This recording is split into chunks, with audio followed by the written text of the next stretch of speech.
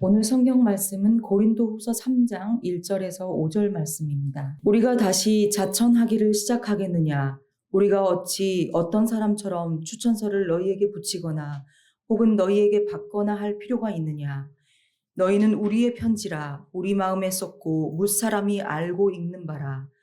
너희는 우리로 말미암아 나타난 그리스도의 편지니 이는 먹으로 쓴 것이 아니요 오직 살아계신 하나님의 영으로 쓴 것이며 또 돌판에 쓴 것이 아니요 오직 육의 마음판에 쓴 것이라. 우리가 그리스도로 말미암아 하나님을 향하여 이 같은 확신이 있으니 우리가 무슨 일이든지 우리에게서 난 것 같이 스스로 만족할 것이 아니니 우리의 만족은 오직 하나님으로부터 나느니라. 아멘. 감사합니다. 그리고 위로가 되는 찬양 고맙습니다. 오늘 이른 아침에 교회를 오기 위해서 그 지하철역에 들어가서 잠시 앉아서 기다리고 있었습니다. 근데 바로 맞은편에 그 스크린 있죠. 거기 이제 광고도 붙이고 뭐 글귀도 붙이는 스크린을 보니까 바로 눈앞에 시가 있어요. 편지, 윤동주. 시인이 오늘 우리 교회가 편지라는 제목의 설교를 할 것을 알았을까? 깜짝 들을 마음이 있었습니다. 오늘 말씀 제목은 그리스도의 편지입니다.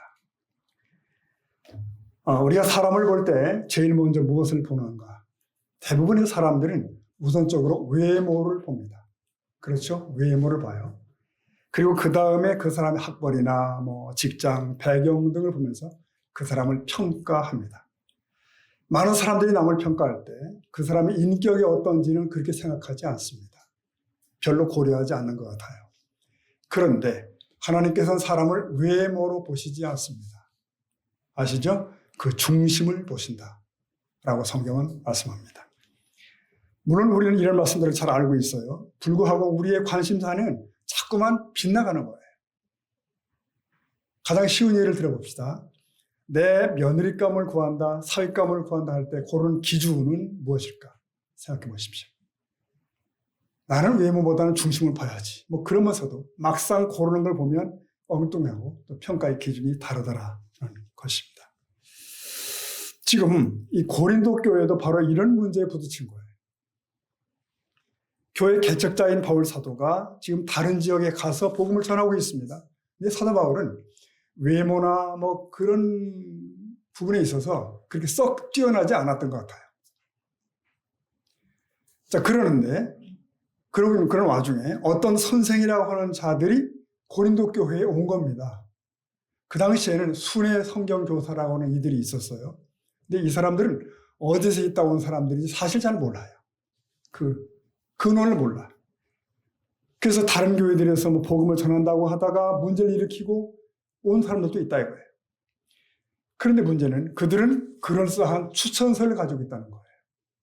이 추천서가 어디에서 왔을까요?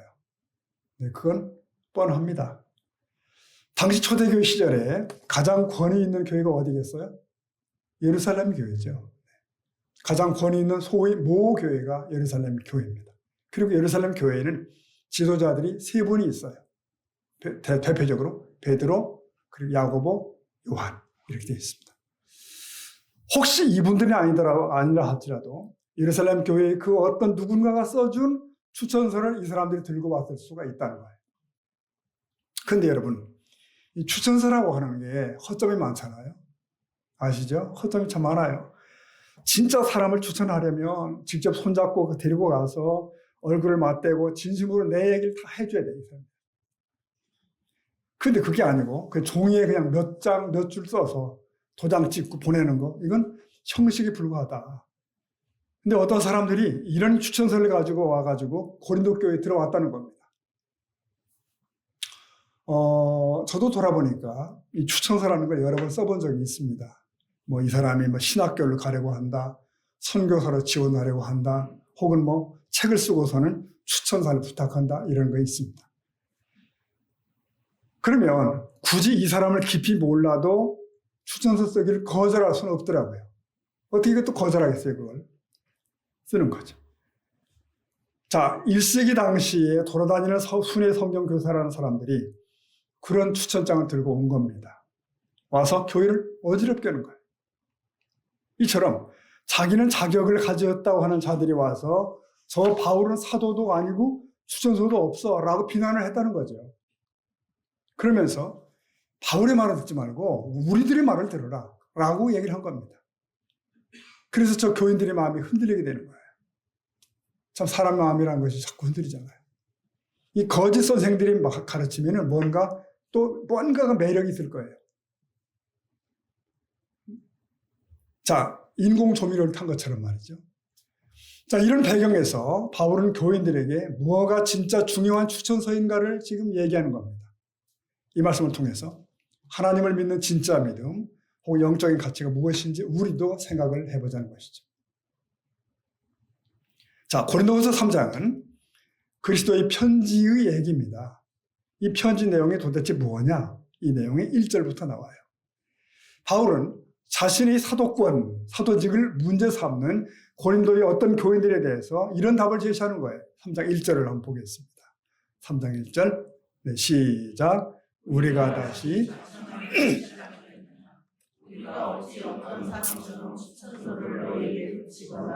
혹은 너희에게 박감을 필요가 보십시오. 우리가 다시 자천하기를 시작하겠느냐? 여기 자천이 뭘까요? 네, 셀프 추천입니다. 자기가 자기를 내세우는 거예요.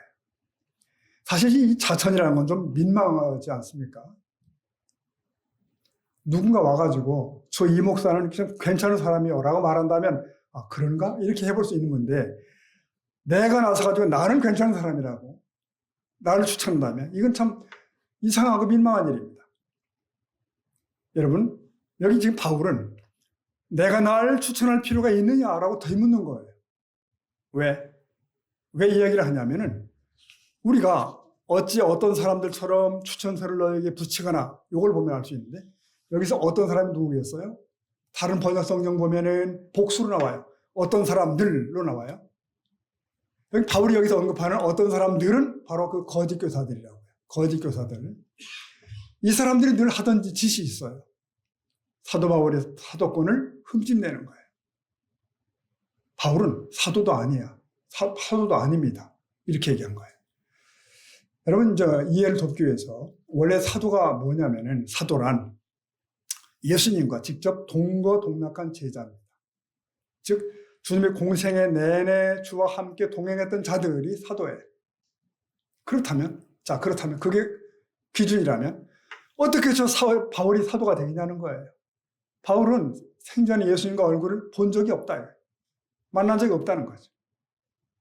여러분, 이런 얘기입니다. 오늘날로 치면 바울은 정식 신학교를 나왔느냐, 3년 과정을 마쳤느냐, 졸업장이 있느냐, 그 얘기를 묻는 거예요. 없다. 그러니 저 바울은 사도권이 없어. 라고 주장을 해버리는 거죠. 그런 사람들이 있었던 거예요. 자, 그러나 바울은 평생 한 번도 자신이 사도직에 대해서 흔들림이 없었습니다. 당당한 거예요. 왜? 참고로 말씀드리면 바울은 이 다메섹 가는 길에서 부활의 주님을 만났잖아요. 그 사건 아시죠? 네. 그런 뒤에 아라비아 광야로 들어갑니다. 사람이 없는 곳이죠. 거기서 3년간의 은둔과 집거를 합니다. 이 시간은 예수님으로부터 직접 계시와 훈련을 받은 기간이라고 성경학자들은 공통적으로 해석을 합니다. 그래서 그는 어떤 제자보다도 깊은 체험과 신앙의 깊이를 가지고 있어요. 그러니까 참 제자요, 참 사도인 거죠. 근데 여러분 생각해 보십시오. 그럼 이 자칭 성경교사라 하는 자들은 자기들이 어디에서부터 온 사람인지를 뭘 가지고 입증하는 거죠? 네, 그렇죠. 그걸 입증하려고 사람이 쓴 추천서를 가지고 왔다는 거예요. 펜으로 쓴 거를. 그런 식이라고 하면 여러분, 이 바울은 추천서를 어디서 받아올지 아십니까? 당당한 곳이 있어요. 원래 바울은 당대의 석학이죠. 가말리엘 선생님의 문화에서 율법을, 성경을 배운 사람이에요. 가말리엘이 살아계시다면 가서 추천서 받아오면 되는 거예요. 그리고 또 수지자인 베드로를 찾아가서 받아와도 돼요. 왜냐하면 이 두 사람은 이전에 예루살렘에서 만났고 교제를 나눈 적이 있어요. 이미. 알아요, 서로를. 근데 바울은 이러고 싶지 않다는 거예요. 왜요? 2절 보면 답이 나와 있습니다. 너희가 우리 편지라는 거예요. 너희가 우리 추천사라는 얘기예요. 자, 2절 읽어봅시다. 시작. 너희는 네, 그러니까 너희 고린도에 복음을 처음 전하고 교회를 세운 것이 누구냐? 나 아니냐? 나 바울. 고린도 성도들 여러분이 존재한다는 사실은 바로 나를 증명하는 추천장이 아니겠냐는 거죠. 맞죠, 여러분? 네. 그러니까 너희는 우리들 바울 팀 마음에 새겨져 있어요. 다. 모든 사람이 그걸 알고 있어요. 당신들 고린도 교인들 자체가 우리를 추천하는 추천서다. 그러므로 계속 이렇게 말하는 겁니다. 2장 3절에 보니까 내가 이같이 쓰는 것은 내가 갈 때에 마땅히 나를 기쁘게 할 자로부터 도리어 근심을 얻을까 염려하며. 자, 그 다음 읽어봅시다. 또 너희 모두에 대한 네, 그러니까 너희 모두에 대한 나의 기쁨이 너희 모두의 기쁨인 줄 확신한다. 네, 그러니까 바울이 겪는 모든 희로애락은 고린도 교인들을 위한 것이라고 해도 과언이 아니다는 거예요. 바울은 그들에 대한 애정과 신뢰를 버린 적이 없어요. 늘 가슴에 있어요. 너희를 우리 마음에 썼고 무사람이 다 그걸 알고 있다는 거죠. 너희 마음이 우리 마음에 새겨져 있다. 너희 모습이. 여기서 우리란 바울 일행이라고 말씀드렸습니다. 즉 너희의 삶을 보면 우리가 복음을 잘 전한 것을 모든 사람이 알 수 있지 않냐는 거예요. 너희들이 하나님을 섬기는 모습과 너희들이 변화된 삶이 나의 사도됨을 입증하고 있다. 무사람이 다 알고 읽어보는 바다. 당시 고린도 지역의 사람들이 고린도 교회 성도들을 알고 있어요. 왜? 교인들이 편지니까. 교인들이 편지예요. 고린도 성도들이 거룩한 삶의 모양들이 세상 사람들에게 눈에 읽히는 거예요. 그들이 지켜보고 있다는 뜻입니다. 무사람이 다 알고 있고 읽고 있다. 그러니 나는 나를 입증하기 위해서 종의 추천서가 의미가 있다 없다? 없다는 거죠. 필요 없다는 거예요. 여러분 이거 대단하지 않습니까? 여기서 우리는 바울의 담대함과 동시에 고린도 교인들이 변화된 모습이 함께 어우러져 있는 걸 보게 됩니다. 그렇습니다. 바울은 실제로 데살로니가 교회에도 이런 얘기를 한 적이 있습니다. 살전 1장 3절 유명한 말씀이죠. 읽어볼까요? 시작. 너희의 믿음의 역사와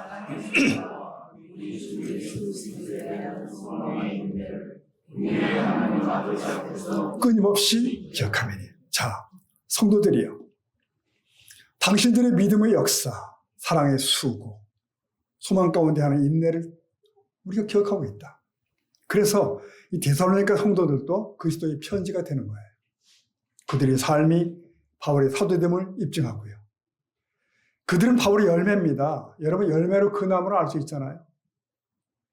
살전 1장 7절에 보니까 그러므로 너희가 마게도냐와 아가야에 있는 모든 믿는 자들의 본이 되었다. 본이 되었다. 이건 사람들이 그들의 삶을 보았다는 뜻이에요. 경험하고 느꼈다는 뜻입니다. 그래서 그들 데살로니가 교인들이 그리스도를 드러내는 편지가 된다는 뜻입니다. 네, 여러분 근데 이건 여기만 신약 뒷부분만 나온 말씀이 아니에요. 성경 전체에 흐르고 있는 어떤 정신이라고 볼 수 있습니다. 여러분 구약에서 애굽의 장군 보디발을 기억하시죠? 보디발 장군. 네. 그는 여호와 신이 요셉과 함께 하심을 보게 되었대요. 이게 뭔 얘기냐? 창세기 39장 3절 보겠습니다. 자, 다시 다 같이 시작. 그의 주인이 오며 네, 그의 주인이 누굽니까? 보디발이죠. 여호와께서 그와 함께 요셉과 함께 하심을 보았다. 보디발은 이방인이잖아요. 이방 사람입니다. 하나님을 몰라요. 근데 어디선가 종이 하나 들어온 거예요. 그 집에. 근데 그 종이 히브리 노예 출신이에요. 근데 집에서 이 종이 하는 모습과 행동들을 보니 그가 섬기는 하나님이 함께 하시더라는 거예요. 그게 보이는 거죠. 범사에 형통케 하심을 보디발이 보았더라. 그래서 요셉의 삶이 보디발에게는 하나님의 편지가 된 것입니다. 자, 성도 여러분. 그럼 우리는 어떻게 살아야 되는가? 우리 역시 이방인들 틈에는 요셉이 아닌가. 우리의 존재는 주변 사람들에게 편지처럼 다 읽혀지는 거란 말이죠. 하나님이 나에게 이렇게 하라고 말씀을 주셨으면 우리가 하나님의 편지가 아니겠냐는 거예요. 사람들에게 다 보여지는 삶인데 잘 살아야 되지 않겠느냐. 하나님의 사람답게 반듯하게 살아야 되지 않겠느냐는 것입니다. 여러분 기억하십시다. 이 편지는 은밀한 편지가 아니라는 거예요. 이 편지는 누구에게나 다 보여지는 오픈된 편지예요. 누구에게나 알려지고 다 볼 수 있는 편지. 이것이 신자로서의 우리의 인생이라고 저는 생각합니다. 우리의 삶이다. 그러니까 숨기려고 해도 숨겨질 수가 없는 거죠. 어항 속의 금붕어처럼. 감추려고 해도 감출 수도 없어요. 사람이 덤으로 지내다 보면 평판이라는 게 생기잖아요. 평판. 근데 그 평판은 사실 거짓말을 하지 않습니다. 물론 누가 나를 잠시는 오해할 수 있어요. 때로는 나를 비난할 수도 있어요. 그러나 일반적인 평판은 그 사람의 삶과 그 사람의 인격과 대체로 일치합니다. 근데 나에 대한 바른 평판이 내 귀에 잘 들리는가? 또 그렇지 않다 이거예요. 왜냐하면 내 주변 사람은 내게 좋은 얘기만 해. 달콤한 얘기를 합니다. 이게 또 바른 것이 아닐 수 있어요. 오히려 우리는 이 쓴소리를 듣고서 내가 잘못된 건 좀 고치고 수용하고 그래야 올바른 인격이 되죠. 자, 고린도 교회 성도들의 궁극적 정체성이 뭔지 아십니까? 3절 보시면은 이렇게 돼 있죠. 너희는 우리로 말미암아 나타난 그리스도의 편지니. 그 다음 읽어보겠습니다. 시작. 이는 먹으러 쓰는 것이 아니요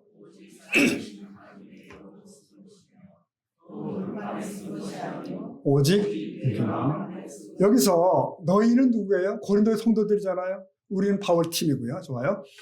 우리가 너희를 말씀으로 먹이고 기도로 돌보고 가르치고 그랬지 않는가. 그래서 너희는 그리스도의 편지가 되었다. 여기 눈여겨볼 것은 너희는 나 바울의 편지라고 바울은 말하지 않았다는 것입니다. 바울은 이 성도들의 정체성을 딱 규정하는 거예요. 너희는 누구의 편지? 그리스도의 편지. 그럼 바울은 사역의 목표를 어떻게 세운 거죠? 내 교회를 세우는 게 아니었다는 거죠. 그리스도 중심으로 했다는 거예요. 즉 바울의 사람을 만든 게 아니에요. 그리스도의 사람을 만든 것입니다. 여러분 제자 훈련 아시죠? 제자 훈련은 한국교회에 큰 유익을 끼쳤습니다. 그런데 하다 보니 그것이 빠질 함정이 있다는 거예요. 자칫하면 성도가 훈련자의 추종자가 될 수 있더라는 문제가 지목된 겁니다. 네. 그러나 바울은 어떻죠? 예수 그리스도의 인격으로 이 사람을 성장시켰다는 거예요. 이게 대단히 중요합니다. 나 바울이 그리스도를 본받는 자 된 것 같이 너희는 나를 본받는 자가 되라. 궁극적으로 뭐죠? 너희는 그리스도를 본받으라는 거예요. 내 말에 절대적으로 복종하고 따르는 사람을 만든 것이 아니에요. 그건 가스라이팅입니다. 길들이기예요. 바울은 성도들을 그리스도의 말씀에 죽고 그리스도 때문에 사는 사람으로 세우는 겁니다. 그래서 그들을 그리스도의 편지라고 말하는 거예요. 우리 세상방 성도님들도 다 그럴 수 있기를 축복합니다. 그런데 이 고린도라는 도시의 주변 정황을 우리가 한 번 더 살펴볼 필요가 있습니다. 이 고린도는 도시 분위기 전체가 음란한 도시거든요. 상업적으로 활발하고 발달한 도시예요. 항구를 2개나 끼고 있잖아요. 아시아로 가는 항구 갱그레아, 유럽으로 가는 항구 레기온. 이 교통이 요지예요. 많은 사람이 모여드는 거예요. 상인들이 돈을 그 도시다 묻어두기 위해서 신전을 만들었다 말도 있고요. 언덕 아래 사람들이 사는 곳에는 아폴론 신전 들어보셨죠? 크게 만들어 놓아요. 그러니까 어마어마한 신전들이 고린도에 있는 거예요.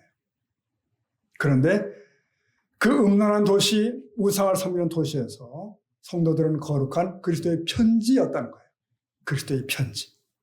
성도 여러분, 이 서울이라는 도시에서 우리는 그리스도의 편지 맞습니까?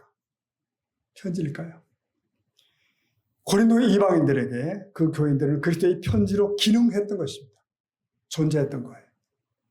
여러분, 우리는 환경이나 상황을 탓해서는 안 된다는 것입니다.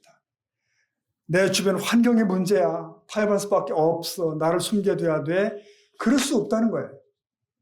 소돔성 가운데 살았던 롯의 입장을 생각해 보십시오. 그는 힘에 부치는 신자입니다. 그죠? 힘들어요. 그래도 그는 소돔의 부패에 동참하지 않았습니다. 고뇌하는 신자, 고통하는 신자였어요. 이 고린도 교회는 문제가 많았습니다. 그럼에도 성도들은 자기를 그리스도의 편지로 드러내고 살았더라. 이걸 우리가 기억하지 않을 거예요. 예수님이 마지막 제자들에게 주신 말씀을 여러분 잘 아십니다. 마태복음 28장 19절에 보면 19절 읽어볼까요? 시작. 그러므로 너희는 가서 모든 민족을 제자로 삼아 아버지와 아들과 성령의 이름으로 베풀고 20절 볼까요? 내가 너희에게 분부한 모든 것을 가르쳐 지키게 하라. 볼지어다. 네, 이런 큰 명령을 주시면서 서두가 이렇게 시작되죠. 너희는 가서 라고 시작됩니다. 너희는 가서. 그래서 제자들이 간 거예요. 제자들이 가서 세례를 주고 가르쳐 지키게 하려면 이 제자들의 삶이 어떠해야 됩니까? 그리스도의 편지여야 되잖아요. 자신들이 작은 그리스도여야 된다는 거예요. 그에게 세례를 받을 만큼 제자는 주님의 대리인이어야 된다.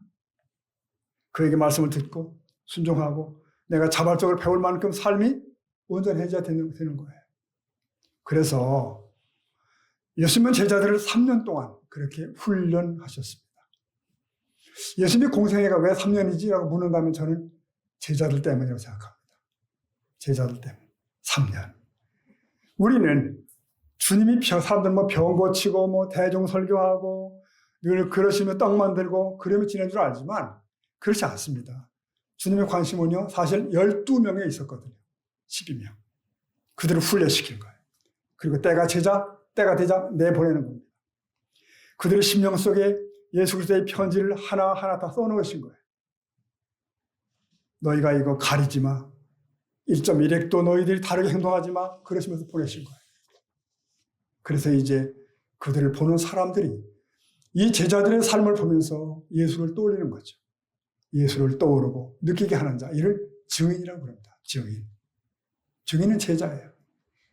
여러분, 오늘 우리는 예수님의 편지로서, 그리스도의 편지로서 살아가고 있는가 깊이 생각해 보셔야 되겠습니다.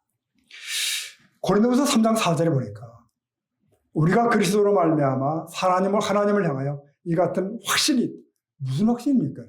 무슨 확신? 3장 5절 보시겠습니다. 5절 시작. 우리가 무슨 일이든지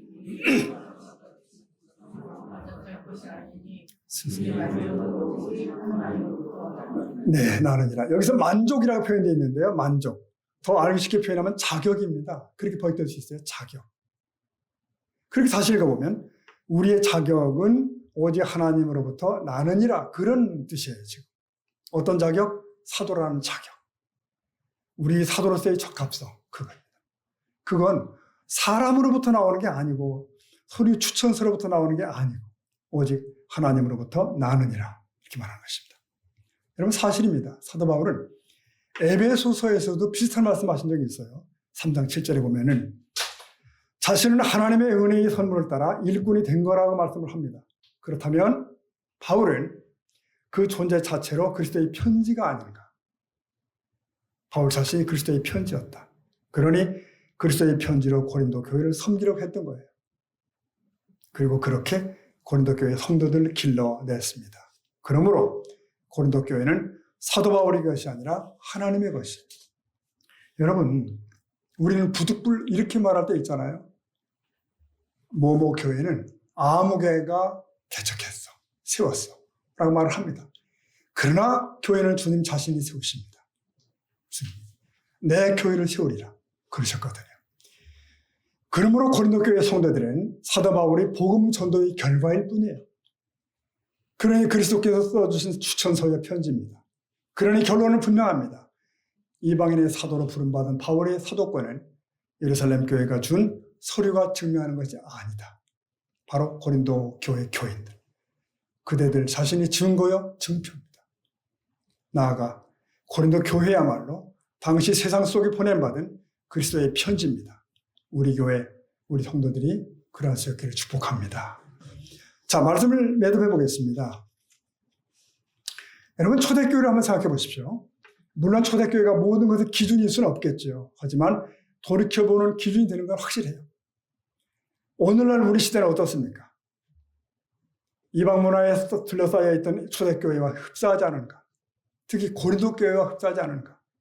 우리 스스로에게 묻지 않을 수 없습니다. 도대체 이 시대 속에서 우리가 예수를 믿는다는 것이 무엇을 의미하는가? 존재의 울림이 있는가? 여러분, 우리 한국에는 지금 약 6만여 교회가 있잖아요. 교인 수가 약 15% 가까이 됩니다. 기독교인 수가. 성경은 우리 그리스도인을 택하신 족속이라고 부릅니다.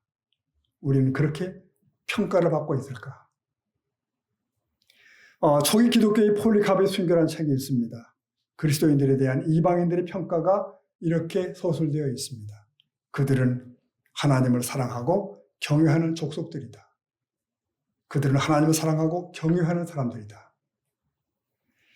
당시 그리스도인들은 유대인이나 이방인들과는 전혀 다른 새로운 방식의 삶을 사는 족속이었던 것입니다. 여러분, 나라가 혼란스럽죠? 정치인들이 한술 더 뜨고 있습니다. 그럴수록 저들 안에 있는 기독교인들은 어디에 있는지 궁금해지기도 합니다. 특히 여러분, 지금 제22대 국회의원 가운데 10명 중 3명 정도가 개신교인입니다. 즉 300명 가운데 87명이 기독교 신자인데 거기에 드러나지 않은 신자 합치면 100명 될 거예요. 100명. 여러분, 우리는 알고 있습니다. 바닷물이 소금기가 3.5%예요. 4%가 안 됩니다. 그 정도로 짠맛을 유지하는 거죠. 부패 안 되는 거예요. 바닷물이. 우리나라 국회의 20%나 되는 국회의원들은 다 무엇을 하고 있을까? 어떤 정체성을 가지고 있을까? 정치인들의 행동과 언사가 거칠고 품격이 없습니다. 옳고 그름이 흔들리고 있어요. 저들 안에는 신자들이 살아나기를 위해서 여러분 기도해야 될 줄로 믿습니다. 그리스도의 편지의 구실을 할 수 있기를 간구하셔야 돼요. 그리고 또 예배를 마치면 우리는 각각 삶의 자리로 돌아가죠. 가장 힘든 자리가 가정입니다. 그렇죠, 여러분? 가정에는 나를 너무 잘하는 식구들이 있어요. 과연 우리는 거기서 그리스도의 편지인가? 우리 자녀들을 그리스도의 편지로 길러내고 있는가? 내 욕심이 맞는 자식이 아니라, 그게 아니라 그들이 세상에 나가서 그리스도의 편지가 되도록 길러내야 됩니다. 이것이 우리 소원이어야 돼요. 이게 우리 기도 제목이 돼야 되는 거죠. 우리 교회도 그렇죠. 우리는 성도들 간에 서로를 그리스도의 편지로 길러내고 있는가? 피차 신앙의 도전과 격려를 하고 있는가? 잠언에 이런 말씀 있는 거 아시죠? 한번 보십시다. 27장 17절. 시작. 철이 철을 사람이 그의 친구예요. 그러니까 새는 새에 갈아야 날카롭게 된다. 사람은 사람에게 부딪혀야 다듬어진다. 네. 즉, 이 구절은 동료 간의 상호작용을 얘기해요. 교우 간의 상호 역할에 서로의 인격과 성품을 서로 어떻게 갈고 닦는지를 강조하는 거죠. 서로의 의견을 나누고 비판받는 과정에서 배워가며 성장할 수 있어야 된다. 우리는 신앙 안에서 우정을 키워가고 있습니다. 피차 가르치고 고면할 책임이 있어요. 그저 허접한 자랑이나 일삼고 세상 가치관으로 사는 얘기만 나누며 세월을 보낼 수는 없다는 것이죠. 여러분, 예부터 기품 있는 가정에서는 애들도 부모 이름이라고 부르지 못하겠죠? 못하겠죠. 함자, 성함. 네. 자식은 아버지 이름을 먹칠하거나 부모 이름을 수치스럽게 해서는 안 된다고 배웠던 거죠. 우리는 하늘 아버지를 모시고 있습니다. 네. 주님은 기도의 첫마디를 가르쳐 주셨어요. 하늘에 계신 우리 아버지. 이름이 거룩히 여김을 받아옵소서. 거룩히. 우리의 모습을 보는 이웃들이, 우리의 언어를 듣는 이웃들이 하나님의 거룩하심을 느껴야 된다는 그런 뜻이죠. 하나님 아버지가 어떤 분인지가 떠올려져야 된다는 거예요. 그래야 아버지의 편지로서의 가치가 있는 것입니다. 여러분, 그런 면에서 우리 각자는 모두가 전도지예요. 모두가 전도지. 굳이 읽어보지 않아도 예수 그리스도를 생각나게 하는 삶을 살아내야 된다는 책임. 관계 전도는 살아있는 전도지들이 하는 일입니다. 네, 자연스러운 결과죠. 이 시대의 가장 효과적인 전도지는 우리 자신이에요. 강력한 전도지. 여러분, 우리 교회는 생생한 전도자들이 가득한 그런 교회를 축복합니다. 당신 때문에 예수 믿고 당신을 보고 교회를 나오고 그런 거예요. 이런 간증들이 있기를 축복합니다. 따라하십시다. 우리는 그리스도의 편지라. 아멘. 기도하겠습니다.